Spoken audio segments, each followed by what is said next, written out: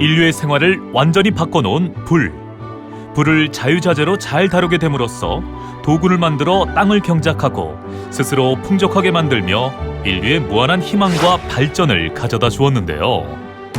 때로는 그 불이 순간의 방심으로 인해 모든 것을 앗아갈 수 있는 무서운 존재로 다가올 수 있습니다. 인류 문명의 발전을 가져오기도 파괴할 수도 있는 두 얼굴을 가진 불. 화재의 위험으로부터 스스로 지켜낼 수 있는 방법을 지금부터 알아봅니다.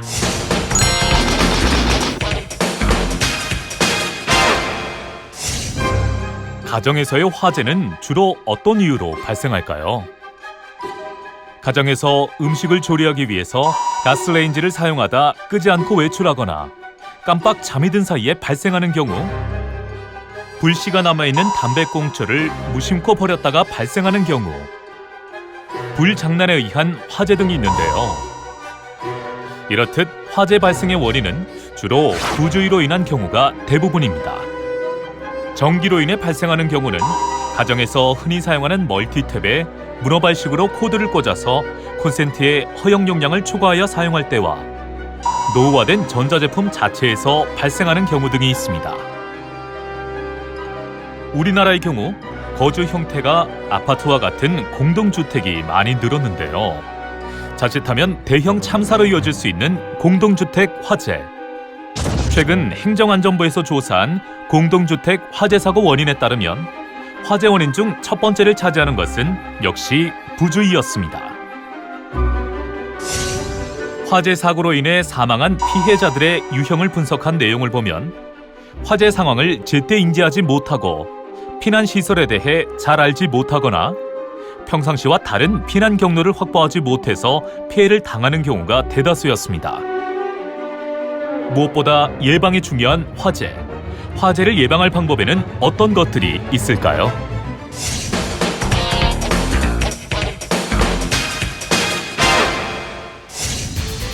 우선 주택용 소방시설을 갖추는 방법이 있습니다.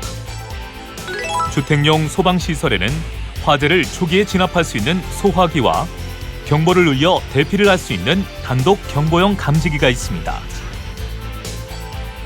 화재 발생 후 신속한 대피가 가능할 수 있기 때문에 경보기 설치는 의무이며 소화기를 비치해 주기적으로 작동 여부를 점검합니다. 소화기를 거꾸로 들었을 때 덩어리 떨어지는 소리가 나거나 아무 소리가 안 나면 약재가 응고되어 분사가 잘 안 되어 사용할 수 없습니다. 가정에서 화재 발생 위험이 있는 것들은 가족 모두가 항상 점검하는 습관을 갖는 것이 좋습니다. 사용하지 않는 전열기구 코드는 빼두고 어린 자녀가 있는 가정에서는 라이터 등을 자녀의 손이 닿지 않는 곳에 보관합니다. 가정에서의 화재는 가스레인지 등을 켜둔 채 외출하거나 잠이 드는 상황에서 발생하는 사례가 많기 때문에 가스레인지를 수시로 확인하거나 가스 자동 잠금 장치를 설치하면 일정 시간 지났을 때 자동으로 가스 공급이 차단되어서 화재 예방에 유용합니다. 오래된 가전제품은 교체하는 것이 좋고 과열되기 쉬운 곳은 먼지 청소를 해둡니다. 스프링클러나 화재 감지기 등 소방시설 작동 여부는 시설관리인이나 외부 사설업체를 통해 점검하며 평소에 소화기나 소화전 등 소방시설 사용 방법에 대해 알아둡니다.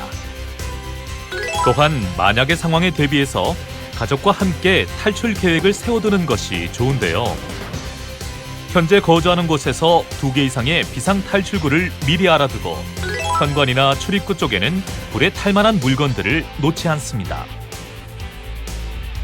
누구도 원치 않는 화재. 만약 화재가 발생한다면 어떻게 대처해야 할까요?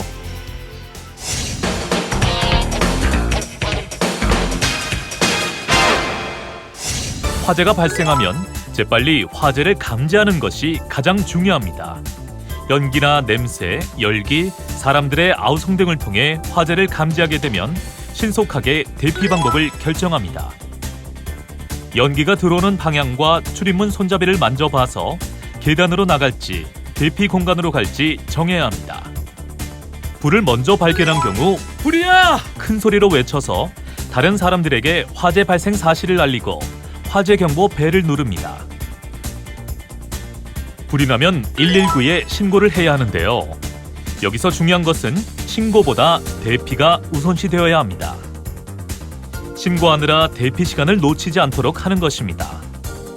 안전하게 대피 후 119에 신고할 때에는 불이 난 곳을 간단 명료하게 주소를 알리고 소방서에서 알았다고 할 때까지 끊지 않습니다.